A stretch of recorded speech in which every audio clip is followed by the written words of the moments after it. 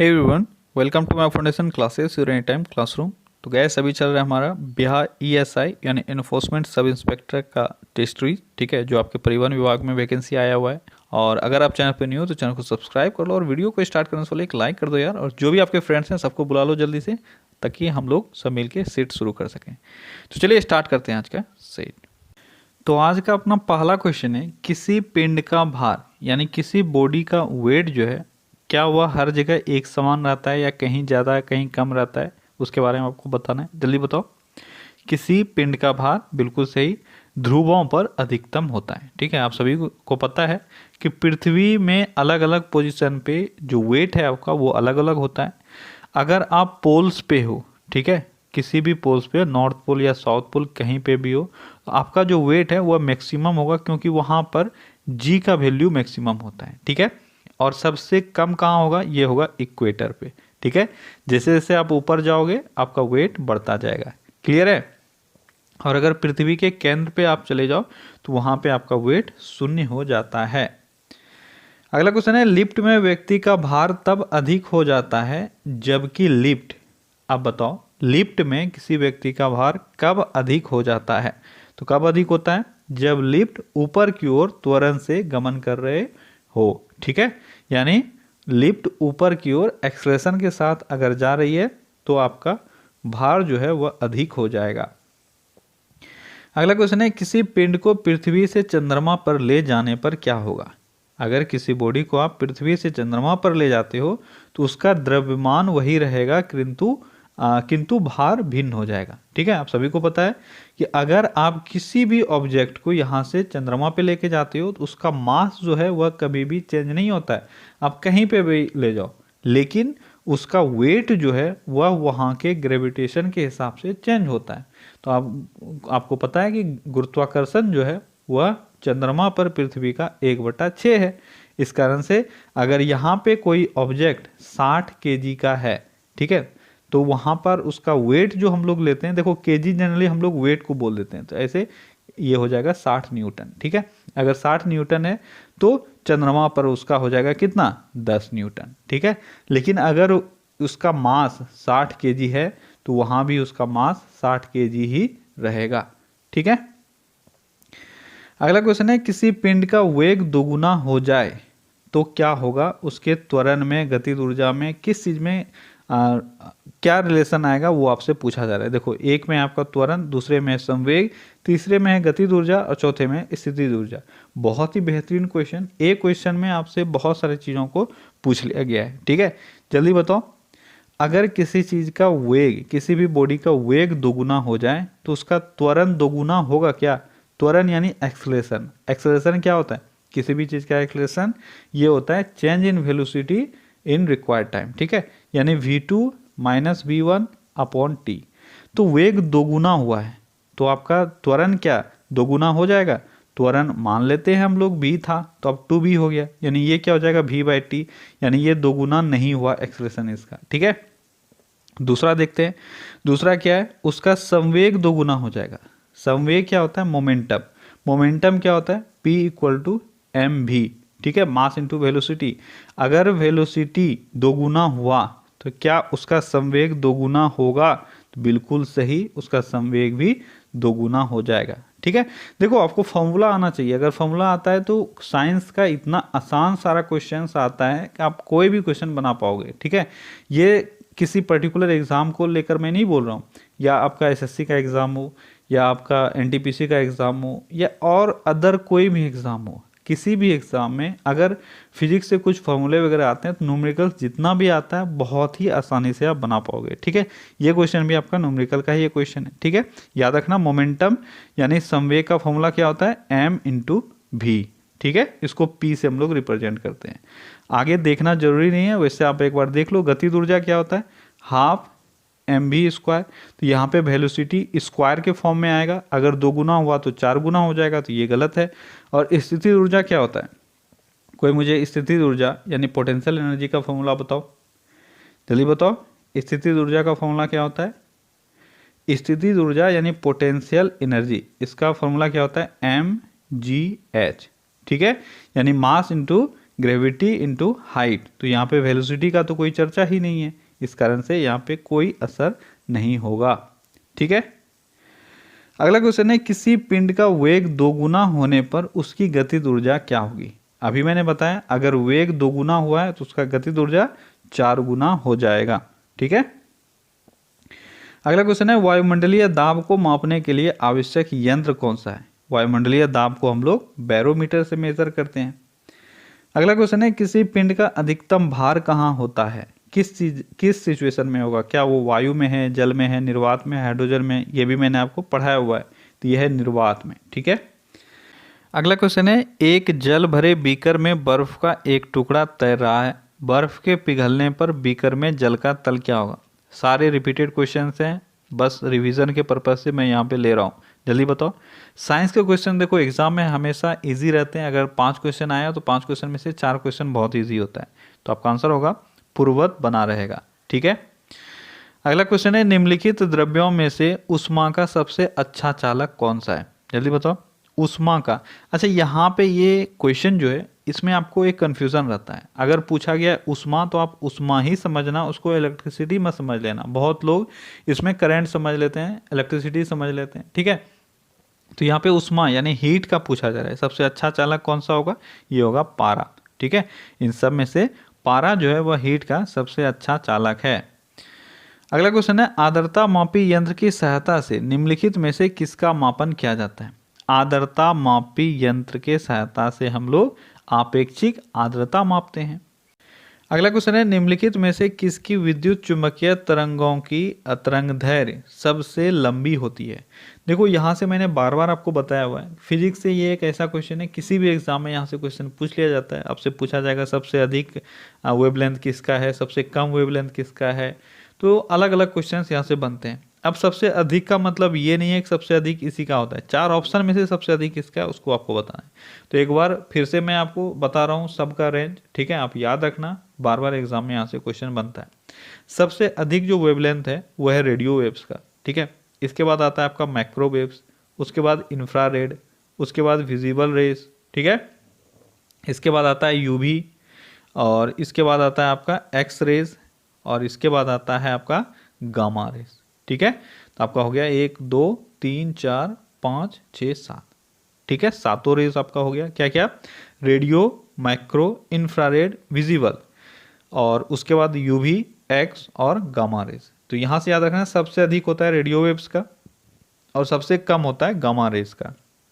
लेकिन जब भी एग्जाम में पूछा गया है तो रेडियो वेव्स बहुत कम बार ही पूछा गया है, आपको या तो माइक्रोवेव्स दिया रहेगा या इंफ्रारेड दिया रहेगा या विजिबल दिया रहेगा, तो ऑर्डर में से कोई भी आपसे सबसे अधिक वाला रहेगा।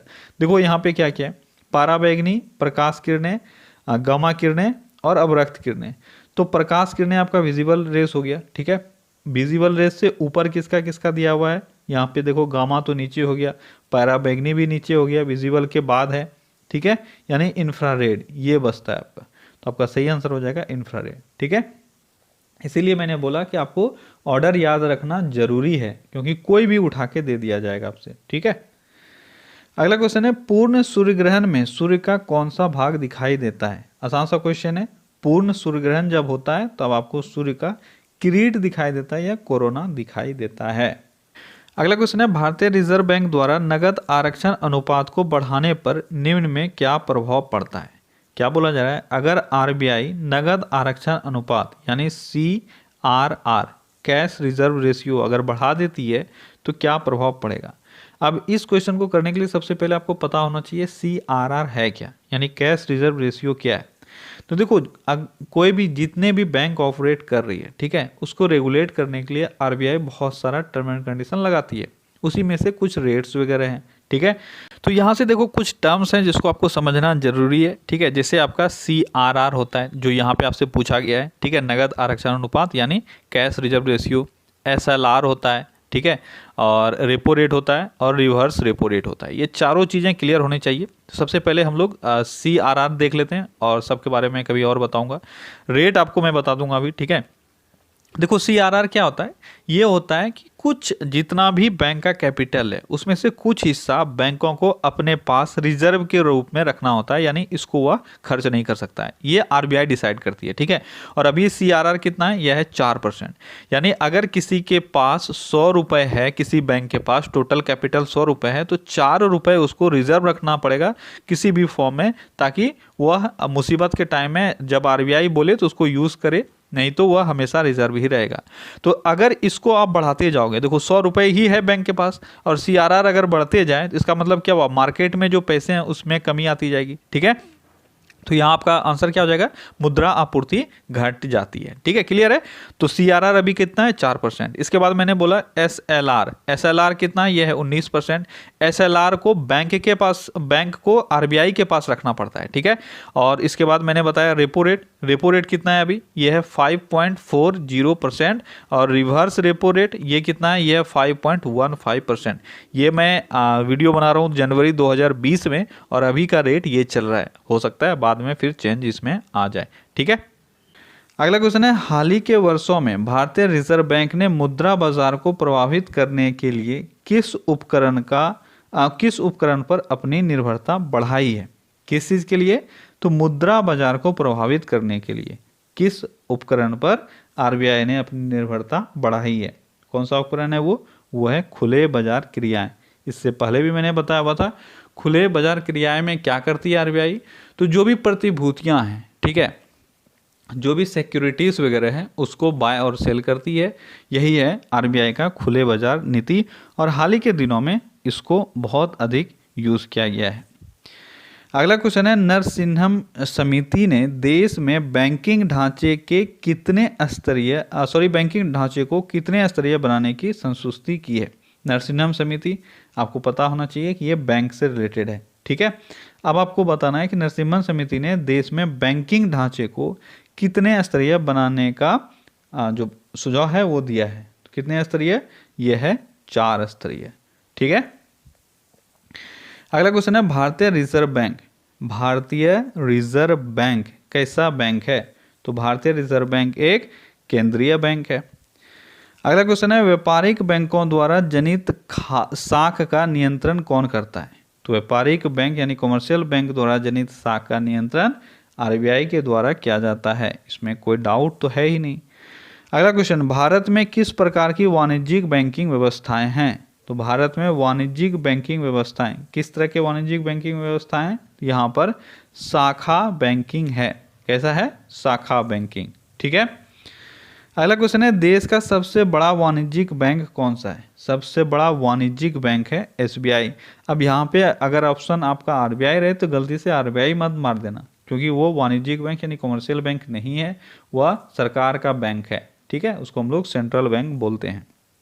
तो सबसे बड़ा अभी वाणिज्यिक बैंक कौन सा है, यह है आपका एसबीआई। अगला क्वेश्चन है, भारत सरकार ने देश के 14 बैंकों का राष्ट्रीयकरण किया था। भारत सरकार ने देश के 14 बैंकों का राष्ट्रीयकरण कब किया था, आपको ये बताना है। तो कब किया गया था, ये किया गया था जुलाई 1969 में।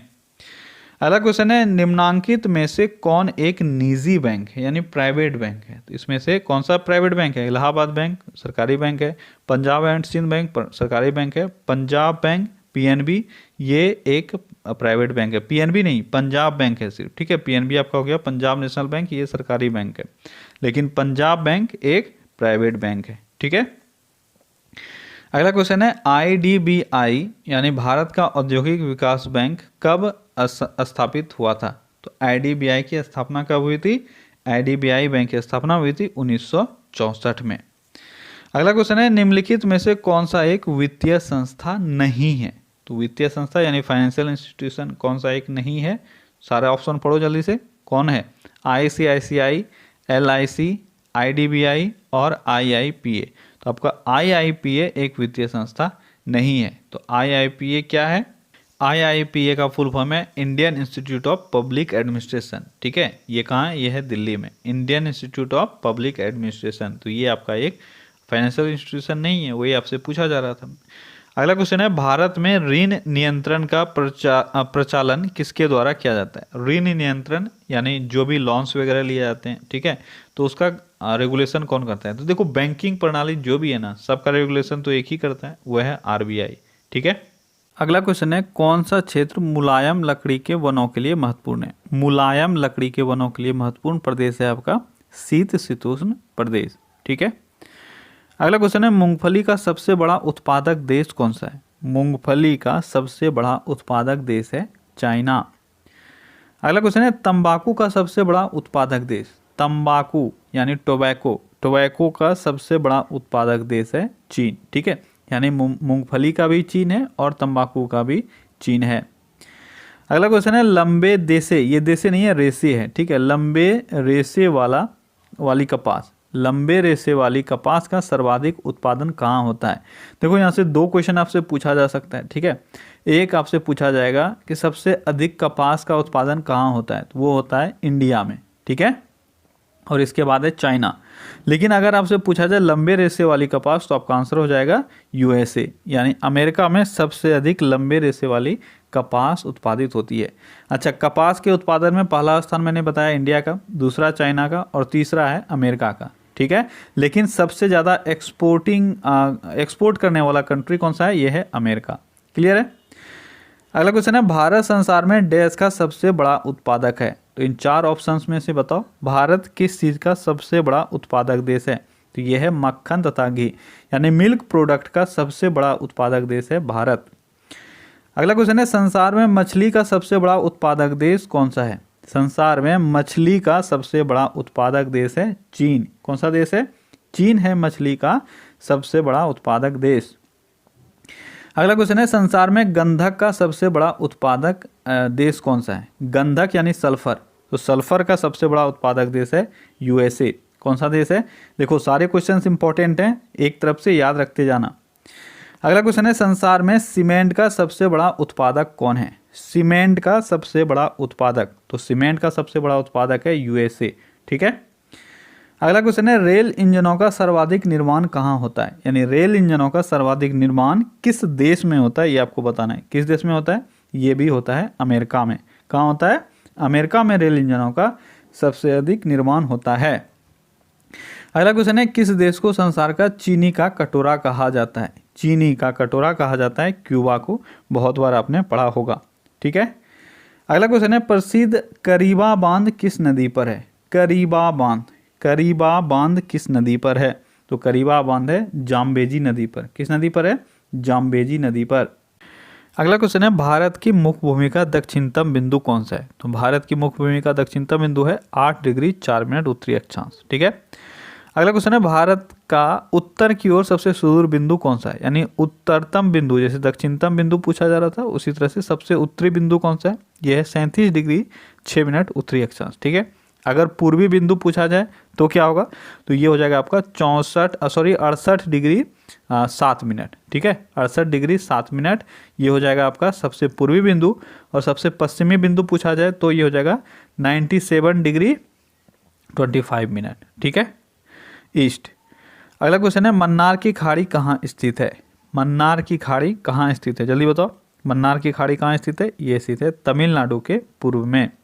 अगला क्वेश्चन है, भारत की सर्वोच्च चोटी केटू किस श्रेणी में स्थित है? केटू किस श्रेणी में स्थित है? यह काराकोरम श्रेणी में स्थित है। ठीक है। अगला क्वेश्चन है, अरब सागर में स्थित भारतीय द्वीपों के किस भाग को मिनिकॉय द्वीप समूह कहा जाता है? आप जानते हो इंडिया के वेस्ट में यहाँ पर लक्षद्वीप है। ठीक है, ये बहुत सारे द्वीपों से मिलकर बना हुआ है। ठीक है, ये एक आर्किपेलागो है और इसमें अलग अलग द्वीपें हैं जिसका अलग अलग नाम है, लेकिन सबको कलेक्टिवली हम लोग लक्षद्वीप के नाम से जानते हैं। ठीक है, इसी का एक द्वीप है मिनिकॉय द्वीप। आपसे वही पूछा जा रहा है ये कहाँ स्थित है, किस भाग में स्थित है? तो ये तो मैं अभी बता देता हूँ, दक्षिणी भाग में स्थित है। लेकिन चलो एक बार मैं मैप पे दिखा देता हूँ, आपको याद रह जाएगा कि कैसे आप इसको आंसर करोगे। ठीक है, देखो ये आपका इंडिया का मैप। ठीक है, और इसमें अगर आप लोकेशन देखना चाहो लक्षद्वीप का, तो यहाँ पे आपको रेड सर्किल में ये दिख रहा है लक्षद्वीप। ठीक है, बहुत सारे डॉट डॉट डॉट डॉट के फॉर्म में आपको हमेशा मैप में दिखता है। ठीक है, देखो दो चीज़ें यहाँ से आपसे आते हैं, अगर आपका क्लियर है तो अच्छी बात है। एक आता है अंडमान निकोबार और दूसरा आता है लक्षद्वीप। तो अंडमान निकोबार ईस्ट में स्थित है और लक्षद्वीप वेस्ट में स्थित है। थोड़ा सा और अगर प्रिसाइज हो जाए तो अंडमान निकोबार साउथ ईस्ट में है। ठीक है, साउथ ईस्ट में, और लक्षद्वीप आपका साउथ वेस्ट में। क्लियर है, पोजीशन आपको क्लियर हो गया। अब चलो लक्षद्वीप को थोड़ा सा हम लोग देख लेते हैं। देखो यही चीज़ आपको दिखता है डॉट डॉट के फॉर्म में, ठीक है। और अभी जो आपसे क्वेश्चन पूछा गया था कि मिनिकॉय द्वीप कहाँ है, बहुत इंपॉर्टेंट है मिनिकॉय द्वीप, ये आपसे पूछा गया था। देखो ये है आपका लक्षद्वीप और मिनिकॉय द्वीप आपको सबसे साउथ में दिख रहा है, ठीक है। इसको बस मैप को दिमाग में स्टोर करके रखो, आपको रटना नहीं है कि मिनिकॉय कहाँ है। आपको अचानक से अगर क्वेश्चन कभी भी पूछ लिया जाए तो ये मैप अगर दिमाग में रहा तो आप इसको आंसर कर पाओगे। कहाँ है मिनिकॉय द्वीप, यह हमेशा नहीं, लक्षद्वीप के साउथ में स्थित है, ठीक है। और यहाँ से और चीज़ें आपसे पूछी जाती है, जैसे लक्षद्वीप के नियरेस्ट अगर पोर्ट का हम लोग बात करें, जहाँ से इसको इंडिया के मेनलैंड से जोड़ा गया है, तो ये है आपका कोचीन पोर्ट। कौन सा है, कोचीन पोर्ट, इसको भी आप लोग याद रखना, ठीक है। अगला क्वेश्चन है, तीस्ता किस मुख्य नदी तंत्र की सहायक नदी है। तीस्ता किस मुख्य नदी की सहायक नदी है, तो यह है ब्रह्मपुत्र की, ठीक है। अगला क्वेश्चन है, सतपुड़ा तथा विंध्याचल के मध्य कौन सी नदी बहती है। बहुत बार एग्जाम में पूछा गया है कि सतपुड़ा और विंध्याचल के मध्य कौन सी नदी बहती है। कौन सी नदी बहती है, यह है नर्मदा नदी। अगला क्वेश्चन है, ग्रीष्मकालीन मानसून किस क्षेत्र में सर्वप्रथम पहुंचता है। ग्रीष्मकालीन मानसून सबसे पहले पश्चिमी घाट पे, ठीक है, अरब सागर में यहाँ पे उठती है और सबसे पहले जो है वो पश्चिमी घाट पे पहुंचती है। अगला क्वेश्चन है, कौन सी मिट्टी गीली होने पर फैलती है तथा शुष्क होने पर इसमें दरारें पड़ जाती है। तो कौन सी मिट्टी है, वह है काली मिट्टी, ठीक है। महाराष्ट्र के क्षेत्र में आपको और गुजरात के क्षेत्र में आपको ये दिखेगा, जहाँ पे अक्सर आप फोटो जो देखते हो किसान को खेत में बैठे हुए, ठीक है, फटा फटा जमीन रहता है, तो उधर काली मिट्टी ज़्यादा होता है, ठीक है। और उसका ये एक मेन लक्षण है कि गीली होने पर यह फैलने लगता है और सूखा होने पर यह फटने लगता है या दरार इसमें पड़ जाती है। अगला क्वेश्चन है, कौन सी मिट्टी की अधिक जल धारण क्षमता के कारण सिंचाई की आवश्यकता कम होती है। ये प्रॉपर्टी किसकी है, ये प्रॉपर्टी भी काली मिट्टी की ही है। अगला क्वेश्चन है, रूट नॉट किस फसल की बीमारी है। रूट नॉट एक बीमारी है एक फसल की, आपको बताना है किस फसल की। तो रूट नॉट टमाटर की एक बीमारी है। अगला क्वेश्चन है, गन्ने की फसल किस बीमारी से अधिक ग्रस्त होती है। गन्ने का फसल सबसे अधिक प्रभावित किस बीमारी से होता है, तो यह है रेड रॉट, ठीक है। गन्ने के बीच में आप देखना लाल लाल लाल हो जाता है, उसी को बोलते हैं रेड रॉट बीमारी। अगला क्वेश्चन है, ब्लैक आर्म किस फसल को हानि पहुंचाने वाली बीमारी है। ब्लैक आर्म किस फसल को हानि पहुंचाने वाली बीमारी है, यह कपास को हानि पहुंचाने वाली बीमारी है। अगला क्वेश्चन है, खैरा नामक बीमारी जस्ते की कमी से होती है। सबसे पहले एक बात आपका क्लियर हो गया, खैरा नामक रोग जो है वो जस्ते की कमी से होती है। एक क्वेश्चन तो यहीं से आपका एग्जाम में बनता है, ये भी पूछा जा सकता है, ठीक है। अब आगे आपसे यहाँ पे पूछा गया है कि कौन सी फसल इस बीमारी से सर्वाधिक प्रभावित होती है। तो खैरा रोग से प्रभावित होने वाली कौन सी फसल है, वह फसल है चावल या धान, ठीक है। अगला क्वेश्चन है, स्मट नामक बीमारी किस फसल को सबसे अधिक प्रभावित करती है। स्मट बीमारी किस फसल को सबसे अधिक प्रभावित करती है, यह है बाजरा, जिसको सबसे अधिक प्रभावित करती है स्मट नामक बीमारी। अगला क्वेश्चन है, किस बाजार संरचना में बाजार के मांग वक्र का प्रतिनिधित्व फर्म के मांग वक्र द्वारा होता है। तो किस टाइप का वो बाजार है, तो वो किस टाइप का बाजार है, वो बाजार है आपका एकाधिकार बाजार, ठीक है। एकाधिकार बाजार में क्या होता है, एक फर्म होता है और उसी का मोनोपोली चलता है। तो आपसे क्वेश्चन में वही पूछा जा रहा था कि किस बाजार संरचना यानी मार्केट स्ट्रक्चर में बाजार के मांग वक्र प्रतिनिधित्व फर्म के मांग वक्र के बराबर होता है। अगला क्वेश्चन है, मिली जुली खेती से क्या तात्पर्य है। मिली जुली खेती, इसको हम लोग क्या बोलते हैं, मिक्स्ड क्रॉप बोलते हैं, या इसको हिंदी में और मिली जुली खेती के बदले मिश्रित खेती भी कहा जाता है। यहाँ से मैं दो बहुत ही इंपॉर्टेंट बातें बताऊंगा, इसको याद रखना, एग्जाम में आपको कंफ्यूज किया जाता है, ठीक है। सबसे पहले इसका आंसर बताओ, मिली जुली खेती से क्या तात्पर्य है। तो मिली जुली खेती से तात्पर्य है पशुपालन और कृषि साथ करना। बहुत लोग ये मारेंगे कि एक ही खेत में दो अथवा अधिक फसल को बोना, ठीक है। तो यहाँ पे ध्यान रखना है आपको, मिली जुली खेती और मिली जुली फसल यानी मिश्रित खेती और मिश्रित फसल दोनों अलग अलग चीजें हैं, ठीक है। अगर खेती आपसे पूछा जाए उसमें आपका आंसर होगा पशुपालन और कृषि एक साथ करना, ठीक है, एक ही फील्ड पे अलग अलग जगह पे। और अगर मिली जुली फसल या मिश्रित फसल का बात किया जाए तो उसका मतलब हो गया दो फसल को एक साथ बोना, उसमें आपका ये हो जाएगा एक ही खेत में दो अथवा अधिक फसलों को बोना, ठीक है। दोनों का डिफरेंस याद रखना, एग्जाम में बहुत कंफ्यूज किया जाता है स्टूडेंट को इस क्वेश्चन से। अगला क्वेश्चन है, राष्ट्रीय आय निकालने के लिए एनएनपी में से निम्नलिखित में से क्या घटाया जाता है। अगर आपको राष्ट्रीय आय निकालना हो यानी नेशनल इनकम निकालना हो तो एनएनपी में आप क्या घटाओगे। तो एनएनपी में हम लोग क्या घटाते हैं, इनडायरेक्ट टैक्स, अप्रत्यक्ष कर। अगर एनएनपी में इनडायरेक्ट टैक्स को घटा दें तो हमारा राष्ट्रीय आय निकल जाता है। अगला क्वेश्चन है, स्वतंत्र भारत की पहली महिला राज्यपाल कौन थी। आसान सा क्वेश्चन है, श्रीमती सरोजिनी नायडू थी स्वतंत्र भारत की पहली राज्यपाल। अगला क्वेश्चन है, भारत की राजकोषीय नीति में निम्नलिखित में से कौन सा उद्देश्य शामिल नहीं है। भारत के राजकोषीय नीति में कौन सा उद्देश्य शामिल नहीं है। देखो राजकोषीय नीति एक्चुअली में अपनाया क्यों जाता है, इसको अपनाया जाता है एक सतत विकास हो, ठीक है, मार्केट में एक स्थिरीकरण हो, और स्थिरीकरण नहीं स्थिरीकरण, ठीक है, स्टेबलाइजेशन, ठीक है, थोड़ा सा ध्यान से सुनना, और जो टैक्सेशन सिस्टम्स वगैरह है वो बढ़िया से काम करे और टैक्स वगैरह से जो पैसे आए हुए हैं उसका सही यूटिलाइजेशन हो, इसलिए राजकोषीय नीति अपनाई जाती है। अब इसके तहत क्या क्या है इसमें से देखो, पूर्ण रोजगार, कीमत स्थिरता, संपत्ति और आय का नियोजित वितरण, न्यायोचित वितरण और अंतर्राष्ट्रीय व्यापार की विनिमयन। इसमें से ये तीनों आपका आता है, लेकिन ये अंतर्राष्ट्रीय व्यापार का उसमें कोई लेना देना नहीं होता है। मैंने अभी क्या बताया था आपको, जो भी पैसे कलेक्ट होते हैं हमारे सरकार के पास उसको किस तरह से लोगों के वेलफेयर के लिए या हमारे इकोनॉमी को स्टेबल करने के लिए कैसे क्या उसको मैनेज किया जाए, वहाँ पे उसका डीलिंग होता है राजकोषीय नीति में, ना कि अंतर्राष्ट्रीय व्यापार से रिलेटेड। ठीक है, कुछ कुछ चीज़ें हैं जिसको आपको याद रखना है, जैसे संसाधन का सही उपयोग करना, ये उसका एक फंक्शन है। ठीक है, दूसरा है आय और धन की असमानताओं को दूर करना, जैसे यहाँ पे था संपत्ति और आय का न्यायोचित वितरण, तो ये भी इसका एक फंक्शन है। ठीक है, उसके बाद मूल्य स्थिरता यानी कीमत स्थिरता, पूर्ण रोजगार, ठीक है, रोजगार अच्छी तरह से हो, उसके बाद भुगतान संतुलन में घाटे को कम करना, ये भी एक इसका मेन चीज़ है जो आपसे पूछा जाता है, ये भी आपको मिल सकता है। क्या, भुगतान संतुलन में घाटे को कम करना। ठीक है, उसके बाद क्या होता है, राष्ट्रीय आय में बढ़ोतरी करना, ये सारे इसके फंक्शंस हैं। ठीक है, अगला क्वेश्चन है, सेंट्रल बैंक के परिणात्मक उधार नियंत्रण उपाय में निम्नलिखित में से क्या शामिल नहीं है। सेंट्रल बैंक के परिणात्मक उधार नियंत्रण उपाय में क्या शामिल नहीं है, तो इसमें से चारों ऑप्शन को पढ़ो और बताओ क्या शामिल नहीं है।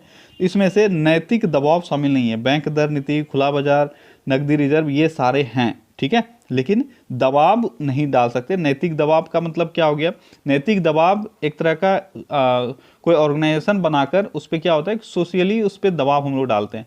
इस तरह का केस आपके पॉलिटिक्स में मिलता है। ठीक है, पॉलिटिक्स में नैतिक दबाव का केस आपको मिलता है। कहाँ मिलता है, अब अगर आपको समझना है तो देखो, अन्ना हजारे ने क्या किया, अन्ना हजारे ने अनशन किया और लोकपाल बिल लेकर आया। ठीक है, 2 साल तक उन्होंने बहुत मेहनत की, तो ये क्या हुआ, ये नैतिक दबाव हुआ। ठीक है, तो हम लोग पॉलिटिकली इसको यूज करते हैं, पर यहाँ पे बैंकिंग सेक्टर में इसका कोई यूज नहीं है। अगला क्वेश्चन है, निम्नलिखित में से अस्थाई संस्था कौन सी है, तो चारों में से बताओ एक अस्थाई संस्था कौन सी है, कौन सी है एक अस्थाई संस्था, जल्दी से बताओ। तो अस्थाई संस्था यहाँ पे देखो, रेड क्रॉस, यूएनओ, राजनीतिक दल, ये सब कोई भी अस्थाई संस्था नहीं है, ये सब कभी भी विघटित हो सकता है, लेकिन परिवार जो है वह एक अस्थाई संस्था है। आसान सा क्वेश्चन लेकिन थोड़ा सा लॉजिकल क्वेश्चन। अगला क्वेश्चन, निम्नलिखित में से क्या स्वतंत्रता और स्वाधीनता में बाधक है। स्वतंत्रता और स्वाधीनता में कौन सा एक टर्म है जो बाधक बनता है, तो वह है आपका केंद्रीयकरण। ठीक है, सेंट्रलाइजेशन, अगर कहीं पे भी सेंट्रलाइजेशन है तो वहाँ पे स्वतंत्रता और स्वाधीनता की कमी होती है। अब कैसे इसकी कमी होती है, अब देखो कोई भी चीज़, अगर कोई भी काम आप इंडिपेंडेंटली कर रहे हो, ठीक है, कोई बिजनेस आपने स्टार्ट किया, इस पर किसी का रोक टोक नहीं है, तो आप जो चाहो वो कर सकते हो, कोई आपको पूछने वाला नहीं है। लेकिन अगर ये सेंट्रलाइज्ड है, इसका मतलब आपको केंद्र के कुछ रूल रेगुलेशन के अधीन रहकर काम करना होगा।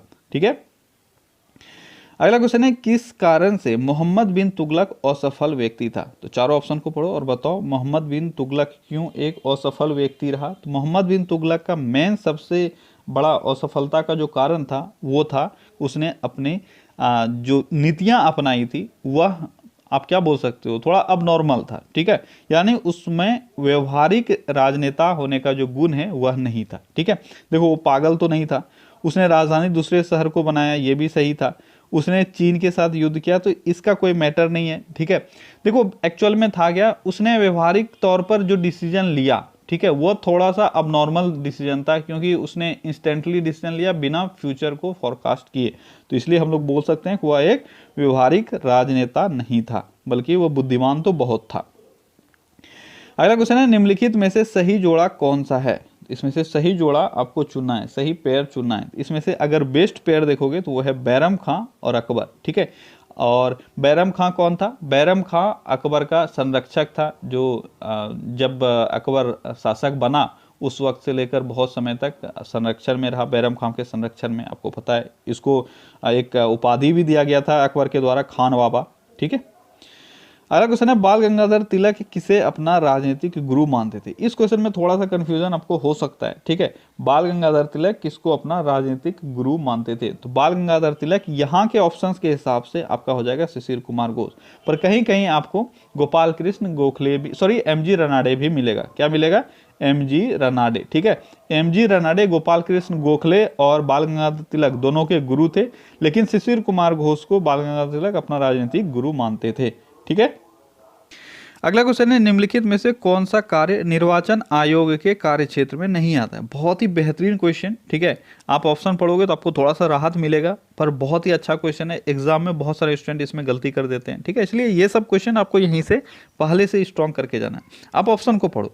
भारत के प्रधानमंत्री का चुनाव कराना, भारत के राष्ट्रपति का चुनाव कराना, राजनीतिक दलों को मान्यता प्रदान करना, राजनीतिक दलों का चुनाव चिन्ह नियत करना। और अगर चारों ऑप्शन को पढ़ोगे तो आपको पता लगेगा कि इसमें तो चारों का चारों फंक्शन है जो राष्ट्रपति करते हैं। पर ध्यान से जब आप अपने अध्ययन किए हुए चीजों पर थोड़ा सा दिमाग लगाओगे तो आपको पता चलेगा कि प्रधानमंत्री का चुनाव आयोग नहीं करता है। चुनाव आयोग किसका चुनाव करता है? चुनाव आयोग तो आप चुन के यहां से क्या भेजते हो? आप एमपी भेजते हो ना। प्रधानमंत्री को चुन के कभी आपने भेजा है? तो प्रधानमंत्री का चुनाव आयोग क्यों कराएगा? चुनाव आयोग एमपी का चुनाव कराता है, एमएलए का चुनाव करता है, प्रधानमंत्री मुख्यमंत्री का चुनाव नहीं करवाता है। बहुत ही अच्छा क्वेश्चन, ठीक है। आई होप कि आप लोगों को भी अच्छा लगा होगा ऐसे क्वेश्चंस को पढ़ के। अगला क्वेश्चन है, निम्नलिखित में से कौन सा संसद से संबंधित नहीं है? संसद से संबंधित कौन सा टर्म नहीं है? जल्दी से बताओ कौन सा टर्म है वो? आमुख, स्थगन, भंग करना और बर्खास्त करना। तो कौन सा टर्म नहीं है? यह है बर्खास्त करना। यह संसद से रिलेटेड टर्म नहीं है।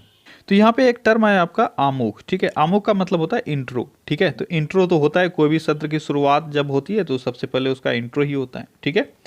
अगला क्वेश्चन है, किसके गुरुत्वाकर्षण के कारण ज्वार भाटा आता है? तो ज्वार भाटा पृथ्वी पर सूर्य और चंद्रमा के गुरुत्वाकर्षण के कारण होता है। अगला क्वेश्चन है, भारत में किस क्षेत्र में अत्यधिक असिंचित खेती की जाती है? तो भारत में किस क्षेत्र में सबसे अधिक असिंचित खेती की जाती है? तो वो कौन सा क्षेत्र है? वो क्षेत्र है आपका दक्कन का पठार वाला क्षेत्र, ठीक है। अगला क्वेश्चन है, निम्नलिखित की सही जोड़ी बनाएं। यानी आपको कुछ शहर दिया हुआ है और उस शहर के किनारे, सॉरी, वह शहर किस नदी के किनारे बसा है वो आपको दिया हुआ है। पहला है जबलपुर, पेरिस, लंदन और लाहौर। सारे इंपॉर्टेंट शहर हैं। जल्दी से बताओ कौन सा शहर किस नदी के किनारे बचा हुआ है। तो जो जैसे जैसे आपको आता है सबसे पहले वो आप मैच करते जाओ। मुझे तो आ रहा है, मैं एक तरफ से मैच करता हूँ। जबलपुर नर्मदा नदी के किनारे है, ठीक है। पेरिस, पेरिस का सीन अच्छा है, ठीक है। लंदन, लंदन टेम्स नदी के किनारे है। और लाहौर रावी नदी के किनारे है। तो आपका सही मैच कौन सा हो रहा है? सारे ऑप्शंस में से देखो तो आपका ए ऑप्शन सही मैच हो रहा है, ठीक है। अगला क्वेश्चन है, भारत में प्रतिवर्ष सुशासन दिवस किस दिन मनाया जाता है? सुशासन दिवस हम लोग 25 दिसंबर को मनाते हैं। अगला क्वेश्चन है, निम्नलिखित व्यक्ति और घटना का सही मेल बताएं। यानी कौन सा आपका सही मिलान क्या हुआ ये आपको बताना है, ठीक है। चलो देखते हैं। महमूद गजनबी सोमनाथ की लूटपाट, बिल्कुल सही है। महमूद गजनबी ने सोमनाथ में लूटपाट मचाई थी। अगला आपका मोहम्मद गौरी सिंध विजय। तो सिंध विजय से मोहम्मद गौरी का कोई रिलेशन नहीं था। अलाउद्दीन खिलजी बंगाल में विद्रोह। बंगाल में विद्रोह तो बहुत बाद हुआ था, अलाउद्दीन खिलजी के समय में नहीं हुआ था। मोहम्मद बिन तुगलक चंगेज खां की चढ़ाई। चंगेज खां की चढ़ाई के समय इल्तुतमिश था यहाँ का सुल्तान। तो मोहम्मद बिन तुगलक भी गलत हो जाएगा। तो केवल एक ही सही है। तो आपका सही आंसर कौन सा हो जाएगा? सी, केवल एक, ठीक है। अगला क्वेश्चन है, निम्नलिखित में से किसकी उपस्थिति के कारण गिरगिट रंग बदलती है? तो गिरगिट अपना रंग बदल सकती है किस चीज की उपस्थिति के कारण? तो यह है वर्ण किलवक के कारण। वर्ण किलवक के कारण जो गिरगिट है वो अपना रंग बदलती है। यानी उसके शरीर में कुछ ऐसे क्रोमेटोपोर्स होते हैं, कुछ ऐसे पिगमेंट्स होते हैं जिसके कारण से वह कलर बदल सकता है। ठीक है, बाद में बहुत सारे अलग अलग रिसर्च भी हुए हैं, कुछ का कहना है कि रिफ्लेक्शन के कारण होता है, बहुत सारे ऐसी चीज़ें, लेकिन आप लोगों को उस पर ध्यान नहीं देना है। ठीक है, जो अभी आपके ऑप्शन में है आपको वही याद रखना है। अगला क्वेश्चन है, केंद्र सरकार द्वारा हाल ही में रोहतांग सुरंग का नाम बदलकर क्या रखा गया है? रोहतांग सुरंग का नाम बदल दिया गया है और इसका नाम रखा गया है अटल सुरंग। ठीक है, अगला क्वेश्चन है, किस भारतीय क्रिकेटर ने एक कैलेंडर वर्ष में सबसे अधिक रन बनाने के श्रीलंकाई बल्लेबाज सनत जयसूर्या का 22 साल पुराना रिकॉर्ड तोड़ दिया है? तो कौन है वो है रोहित शर्मा। ठीक है, क्या क्या है रोहित शर्मा ने? रोहित शर्मा ने सनत जयसूर्या का 22 साल पुराना रिकॉर्ड तोड़ दिया है, एक कैलेंडर वर्ष में सबसे अधिक रन बनाने का रिकॉर्ड। ठीक है, अगला क्वेश्चन है, लार किसके पाचन में सहायक होती है? लार किसके पाचन में सहायक होती है? तो लार स्टार्च के पाचन में सहायक होती है। अगला क्वेश्चन है, निम्नलिखित में से कौन सी स्थिति टेस्ट ट्यूब बेबी की परिघटना को सही रूप से निरूपित करती है? यानी कौन सा ऐसा सिचुएशन है जो टेस्ट ट्यूब बेबी के लिए सबसे सटीक बैठता है? तो चारों ऑप्शन को पढ़ो और आंसर करो कौन सा वो घटना हो सकता है या कौन सा वो जो डिस्क्रिप्शन है वो हो सकता है उसके लिए सटीक। तो देखो सी आपका सटीक आंसर है, जब निषेचन बाह्य होता है और विकास आंतरिक होता है। ठीक है, टेस्ट ट्यूब बेबी में क्या किया जाता है, जो फर्टिलाइजेशन प्रोसेस है, ठीक है, वो फर्टिलाइजेशन प्रोसेस वो बाहर में किया जाता है। ठीक है, इसीलिए इसको टेस्ट ट्यूब बेबी बोलते हैं कि वो बाहर में किया जाता है, इसके बाद फिर इसको वुम्ब में फिट कर दिया जाता है और जो बेबी का ग्रोथ है वो अंदर में होता है। तो यही चीज यहाँ पे बोला जा रहा है, निषेचन बाह्य होता है और विकास आंतरिक होता है। ठीक है, अगला क्वेश्चन है, कुल्लू घाटी किसके बीच स्थित है? कुल्लू घाटी किसके बीच स्थित है? तो कुल्लू घाटी धौलाधर और पिरपंजाल के बीच स्थित है। ठीक है, अगला क्वेश्चन है, सोपान कृषि कहाँ की जाती है? सोपान कृषि कहाँ की जाती है? सोपान कृषि कहाँ की जाती है, जल्दी बताओ। सोपान कृषि पहाड़ों के ढलानों पर की जाती है। अगला क्वेश्चन है, कृत्रिम सैटेलाइट के अंदर व्यक्ति भारहीन महसूस करता है क्योंकि पृथ्वी के आकर्षण का बल कैसा होता है? कृत्रिम सैटेलाइट के अंदर मनुष्य भारहीन महसूस करता है, क्यों? इसका रीजन क्या है? इसका रीजन ये है कि पृथ्वी के आकर्षण का बल अभिकेंद्र बल के समान होता है सैटेलाइट के अंदर, इस कारण से वहां पे भारहीनता महसूस की जाती है। अगला क्वेश्चन है, जब शुद्ध जल में डिटर्जेंट डाला जाता है तो पृष्ठ तनाव क्या होता है? शुद्ध जल में जब आप डिटर्जेंट मिलाते हो तो इसका पृष्ठ तनाव सरफेस टेंशन घट जाता है। अगला क्वेश्चन है, सुपरनोवा क्या है? सुपरनोवा विस्फोटी तारा को कहते हैं। ठीक है, विस्फोटी तारा यह है सुपरनोवा। अगला क्वेश्चन है, उस युक्ति को क्या कहा जाता है जो कंप्यूटर आउटपुट को टेलीफोन लाइनों पर प्रेषित करने के लिए रूपांतरित करती है? आसान सा क्वेश्चन है, बस आप ऑप्शन पढ़ो। तो यह है आपका मोडम। ठीक है, मोडम जो है वह टेलीफोन लाइनों को कंप्यूटर से जोड़ने में काम आता है। बस इतना ही क्वेश्चन आपका था, आपको ज़्यादा दिमाग लगाने का जरूरत नहीं है। अगला क्वेश्चन है, दिल का दौरा किस कारण से होता है? दिल का दौरा जो पड़ता है यानी हार्ट अटैक आता है वह किस कारण से आता है? तो हृदय में रक्त की आपूर्ति की कमी हो जाती है। ठीक है, कहीं पे ब्लॉकेज हो जाता है जिसके कारण से जो ब्लड है वह हृदय जो पेशियां हैं, ठीक है, हार्ट मसल्स हैं वहां तक नहीं पहुंच पाते, जिसके कारण से हार्ट अटैक आ जाता है। अगला क्वेश्चन है, प्रकाश वोल्टेज सेल के प्रयोग से सौर ऊर्जा का रूपांतरण करने से निम्नलिखित में से किसका उत्पादन होता है? तो सोलर एनर्जी को चेंज करके जो प्रकाश वोल्टेज सेल है, ठीक है, वह किस में कन्वर्ट कर देता है? तो वह विद्युत ऊर्जा में कन्वर्ट कर देता है। अगला क्वेश्चन है, बायोडीजल के उत्पादन में निम्नलिखित में से कौन सी प्रक्रिया अपनाई जाती है? बहुत ही अच्छा क्वेश्चन, याद रखना है इसको। ठीक है, बायोडीजल के उत्पादन में ट्रांस एस्ट्रिफिकेशन प्रोसेस अपनाया जाता है। कौन सा प्रोसेस? Transesterification process. इस प्रोसेस से बायोडीजल उत्पादित किया जाता है। अगला क्वेश्चन है, अमोनिया का एक गुण कौन सा है? तो इन चारों ऑप्शंस को पढ़ो और जल्दी बताओ, अमोनिया का एक गुण कौन सा है? इंपॉर्टेंट क्वेश्चन है, याद रखना, केमिस्ट्री से बहुत इंपॉर्टेंट क्वेश्चन है, ये बहुत बार ये पूछा गया है। तो कौन सा गुण है? देखो, जब अमोनिया का जो सॉल्यूशन है उसको लाल लिटमस पेपर से टच करोगे तो वह नीला हो जाता है। ठीक है, तो इसके जलीय विलयन में लाल लिटमस नीला हो जाता है, यह है इसका एक गुण। अगला क्वेश्चन है, इनमें से विषम कौन सा है? तो संगमरमर, चाक चूना और बुझा चूना, इसमें से विषम कौन सा है, ऑड कौन सा है? ये आपका बुझा चूना। ये सब सॉलिड है, बुझा चूना जानते हो, ये लिक्विफाइड होता है। ठीक है, अगला क्वेश्चन है, केंद्र सरकार द्वारा जारी गुड गवर्नेंस सूचकांक में किस राज्य को पहला स्थान दिया गया है? तो गुड गवर्नेंस सूचकांक में तमिलनाडु को पहला स्थान दिया गया है। अगला क्वेश्चन है किसी प्रोग्राम में बग क्या होता है, किसी प्रोग्राम में बग क्या होता है ये आपको बताना है। बग क्या होता है, ये होता है एक एरर। अगला क्वेश्चन है कास्ट स्प्रिट क्या होता है, यानी वुड स्प्रिट, ठीक है। वुड स्प्रिट या वुड अल्कोहल किसको हम लोग कहते हैं, किसको कहते हैं, ये कहा जाता है मिथाइल अल्कोहल को। अगला क्वेश्चन है वरामिहिर क्या है, वरामिहिर क्या है या क्या था, ठीक है, ये बोल सकते हैं वरामिहिर कौन थे, ये आपसे पूछा जा सकता है। तो वरामिहिर कौन थे, तो ये एक प्राचीन खगोलज्ञ थे, ठीक है।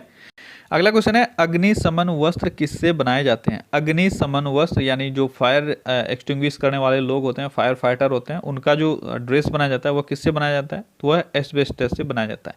तो पहले एस्बेस्टस से बनाया जाता था, लेकिन अब कुछ और लाइट मटेरियल, ये भारी हो जाता था, ठीक है। तो लाइट मटेरियल, कुछ मॉडर्न मटेरियल्स हैं जिसको आपको याद रखना है। ये एक है नोमैक्स, ठीक है, इसको याद रखना नोमैक्स, और दूसरा है आपका केबलर, ठीक है, केबलर। ये दो मटेरियल है जिसको आजकल यूज किया जाता है फायर फाइटर का ड्रेस बनाने में। अगला क्वेश्चन है बहुराष्ट्रीय से क्या तात्पर्य है, बहुराष्ट्रीय से क्या तात्पर्य है। तो बहुराष्ट्रीय से क्या तात्पर्य है, कि बहुराष्ट्रीय कंपनी जिसको हम लोग बोलते हैं वो एक ऐसी कंपनी होती है जो कई देशों में अपना कार्य करती है। अगला क्वेश्चन है हाल ही में आंध्र प्रदेश का तुमालापल्ली किस सर्वाधिक निक्षेप के लिए विश्व के नक्शे में आ गया है। तो आंध्र प्रदेश का एक क्षेत्र है जहां पर मैंने बताया होता कि इस चीज़ का डिपोजिशन है। ये क्वेश्चन मैंने पहले पूछा हुआ है, इसका रिवर्स, ठीक है। तो किस चीज़ का वो निक्षेप है, वो है यूरेनियम निक्षेप। तो आंध्र प्रदेश में यूरेनियम आपको अधिक मात्रा में कहाँ मिल जाएगा, वो है तुमालापल्ली, ठीक है। अगला क्वेश्चन है सूर्य के विकिरण का पराबैंगनी प्रकाश किसकी परत के कारण पृथ्वी के वायुमंडल में नहीं पहुंच पाता है। तो यूवी रेस किसके कारण नहीं पहुंच पाता है, आसान सा क्वेश्चन है, यह है ओजोन के कारण, ठीक है। अगला क्वेश्चन है किस चीज को अधिक खाने से ही केवल पृथ्वी की अधिक जनसंख्या का भरण पोषण किया जा सकता है। यानी पृथ्वी पर जो जनसंख्या बढ़ते जा रहा है, तो कौन सा एक ऐसा चीज है जिसको अधिक से अधिक मात्रा में अगर लोग खाएं तभी वो सस्टेन कर सकते हैं, नहीं तो नहीं कर पाएंगे। तो इसमें से आपका सही आंसर क्या होगा, ये होगा वनस्पति उत्पाद। आपको ये क्वेश्चन अजीब लगा होगा, पर ये क्वेश्चन एसएससी में पूछा गया है, ठीक है। अगला क्वेश्चन है पुरी में रथ यात्रा किसके सम्मान में आयोजित की जाती है। पुरी में रथ यात्रा किस भगवान के सम्मान में आयोजित की जाती है, भगवान जगन्नाथ के सम्मान में। अगला क्वेश्चन है निम्नलिखित में से किसे हाल ही में विदेश सचिव नियुक्त किया गया है। तो विदेश सचिव अभी हाल ही में किसको नियुक्त किया गया है, यह है हर्षवर्धन श्रृंगला, ठीक है। और यह किनका जगह लेंगे, तो विजय गोखले का यह जगह लेंगे, और यह अपने पद को 29 जनवरी 2020 से ग्रहण करेंगे, ठीक है। अगला क्वेश्चन है संयुक्त राष्ट्र सुरक्षा परिषद के 5 अस्थायी सदस्य कौन कौन से हैं। संयुक्त राष्ट्र सुरक्षा परिषद के 5 अस्थायी सदस्य, जल्दी बताओ कौन कौन है। तो वह है आपके चीन, फ्रांस, रूस, यूएसए और यूके। तो आपका सही ऑप्शन हो जाएगा बी, ठीक है। अगला क्वेश्चन है भारत के किस नगर में 2 रेलवे जोन का मुख्यालय है। तो कौन सा वो भारत का शहर है जहां पे 2 रेलवे जोन का मुख्यालय है, तो कौन सा वो शहर है, वह है मुंबई, ठीक है। कोई मुझे कमेंट में बताओ कौन कौन सा वो जोन है, 2 रेलवे जोन जिसका मुख्यालय जो है वह मुंबई है। एक तो आपका है सेंट्रल जोन, ठीक है, और दूसरा कौन सा है, दूसरा है आपका वेस्ट जोन, ठीक है। अगला क्वेश्चन है 2011 के अंतिम जनगणना परिणाम के अनुसार भारत की जनसंख्या का घनत्व क्या था। भारत की जनसंख्या घनत्व का बात किया जा रहा है, ठीक है, 2011 के जनगणना के अनुसार। तो क्या था, यह था 382, क्या था, 382। अगला क्वेश्चन है किस भारतीय क्रिकेटर का नाम विजडन द्वारा सदी के 5 बेहतरीन खिलाड़ियों की सूची में शामिल किया गया है। तो विजडन के द्वारा सदी के 5 बेहतरीन खिलाड़ियों में किस भारतीय क्रिकेटर का नाम शामिल किया गया है, तो वो है विराट कोहली, ठीक है। तो क्या गाइस, तो ये था आज का आपका टॉप 100 क्वेश्चन। आई होप कि आज का सेट भी आपको अच्छा लगा होगा पर डे की तरह, ठीक है, और आपने बहुत चीज़ सीखा होगा, और अगर आपने पढ़ रखा है तो आपका रिवीजन हो गया होगा, ठीक है। तो गाइस अगर आपको सेट अच्छा लगता है और अगर आप सीख रहे हो तो आप एक ही काम कर सकते हो यार, ज़्यादा से ज़्यादा बच्चों तक सेट को पहुँचाओ, ठीक है, ताकि हर कोई बेनिफिटेड हो सके। और अगर अभी तक आपने वीडियो को लाइक नहीं किया तो एक लाइक कर दो, और चैनल को सब्सक्राइब करके बेल आइकन दबा लो ताकि आपको सारा नोटिफिकेशन अप टू डेट मिलते रहे, ठीक है। चलिए कल फिर से मिलते हैं अगले सेट में, till then take care, bye bye.